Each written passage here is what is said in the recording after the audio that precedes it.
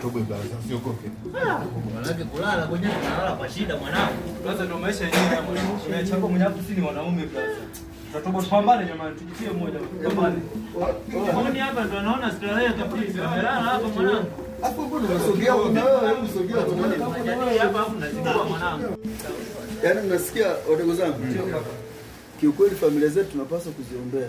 Kwa sababu kiukweli yani hawathamini hiki tunachofanya huko. Yaani live wangekuwa wanajua. Pole, hizo ndo umbu. Morogoro hii. Morogoro hii. Lakini usinakumbuka kule Kimgate kule. Ndio. Mambo yalikuwa magumu, lakini kitu cha msingi. Ndio kaka. Mimi nishauri tu kwamba haya yana mwisho wake. Kuna njia nyingi sana za utafutaji, lakini mimi nawaambia hii ndio njia sahihi. Ngoja kwa blaza. Ni kweli maisha ndio kupambana. Lakini yani maisha haya kwa kweli ndio kupambana, ila huko nyumbani namna watu wazee. Kwa kweli Mungu naye.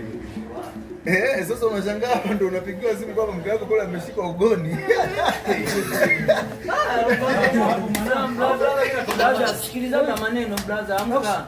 Blaza.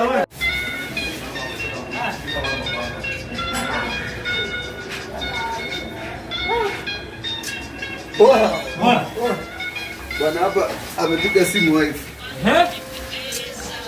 Lakini yani simu hata kuipokea unafikiri napenda. Pokea mzee. Yaani kiukweli mke wangu hajawahi kuamini kwamba napambana kwa ajili yake. Sasa nyinyi mtasikia. Yes mke wangu. Halo. Ndio mke wangu, habari? Salamu, wewe Bacheni uko wapi wewe?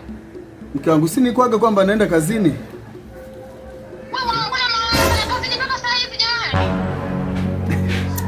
Mke wangu, huku tulipo tuna mwezi mmoja tu. Naomba tu univumilie kwa wakati huu ambapo napambana kwa ajili yako mke wangu. Naomba unielewe katika hilo.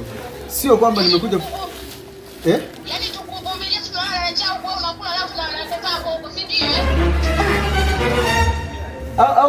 Yaani sasa sijui nikuaminishe vipi, lakini mimi nayeongea mimi ndio mume wako, nimekuambiaje kwamba nipo kazini napambana kwa ajili ya familia. Ungejua maisha tunayopitia huku. Sasa nakwambiaje sasa kusema na maneno yako nayo ongea kila saa. Mimi nafanya kazi kwa ajili yenu, sitaki. Unielewa? Sasa kwa taarifa yako. Mtakana maumivu. Si unanielewa? Mke wangu, hebu naomba unisikilize kwanza vizuri.